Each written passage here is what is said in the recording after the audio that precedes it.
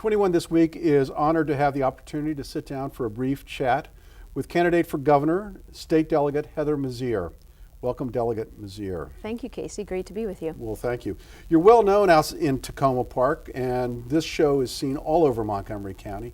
So tell our viewers a little bit about yourself and why you would ever want to run for governor. Well, I grew up in a rural community in Illinois. I am the daughter of a United Auto worker who spent 32 years as a welder at Caterpillar. I got my start in politics on the picket lines with him, fighting against unfair labor practices and cutbacks on health care benefits for the family.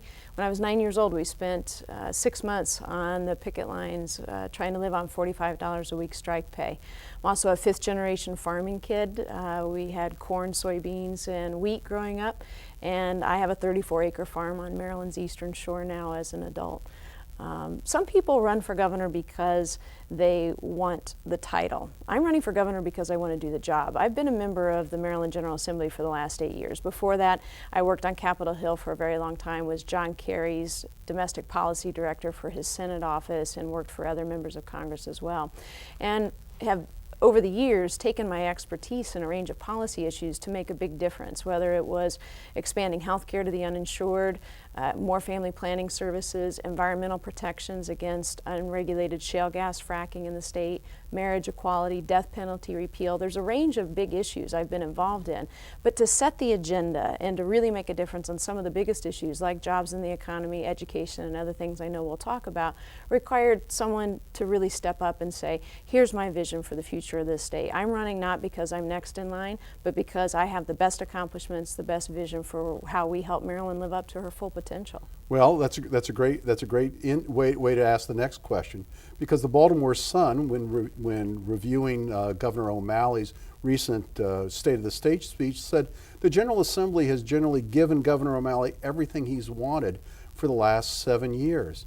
So what hasn't been accomplished that you want to accomplish?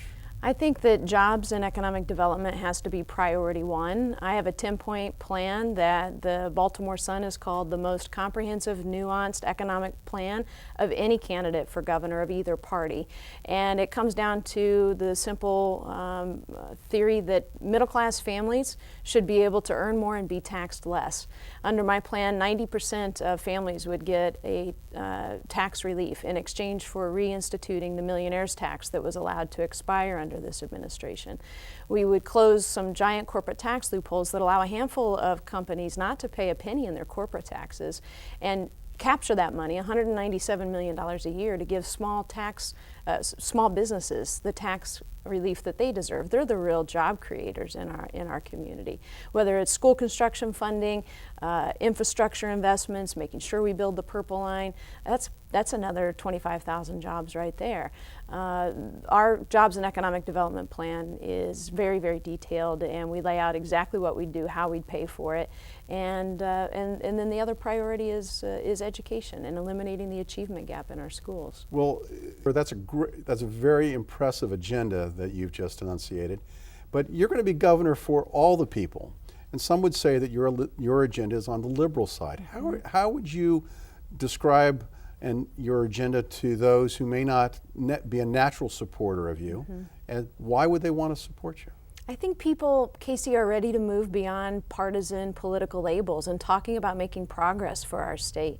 When you think about so many of the issues that I'm advocating for, public opinion polls show that they're not out of the mainstream, that there's 80% of our population that supports a minimum wage increase, that supports paid sick leave. 800,000 people in our state can't take a day off when they're sick.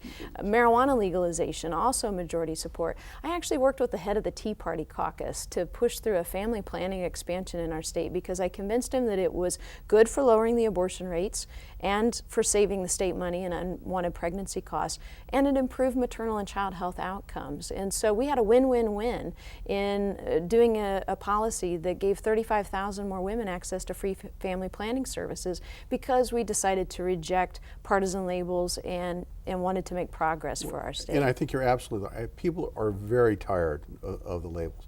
But I also think that they're also worried about where the economy is going. One of the things we talk about week in and week out is Maryland a business-friendly state? Are we growing businesses here? And isn't there a danger in some of the proposals that you have that are going to be counterproductive? They're going to drive businesses and individuals out of the state. Absolutely not. I am a progressive, but I am also incredibly pragmatic, and I'm also the only Democratic candidate for governor that has private sector job creation experience. I've owned my own business. I had 9 employees. I know what it's like to meet payroll and provide health insurance for your employees, and every policy I put on the table is balanced with something else. Yes, we want more for our workers in terms of their wages and their leave policies, but we want to close corporate tax loopholes to give benefits to small businesses. And I round all that out with an Office of the Business Advocate. I want Maryland to be known for cutting red tape and having our government agencies exist for Maryland's businesses to succeed.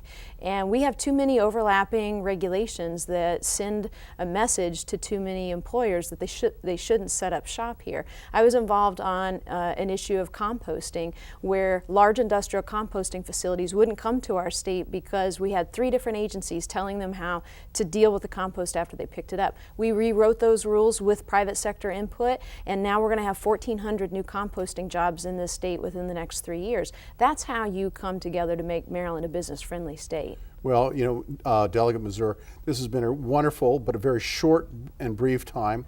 I hope after you win your primary that we sit down and we can go through the issues line by line. Absolutely. In an hour-long interview, because I think it's an exciting program that you've offered, and we look forward to hope you do well in the future. Well, thank you, and I would love it if people would check out our website where they could get all the details of every policy we're proposing at www.heathermizeur.com.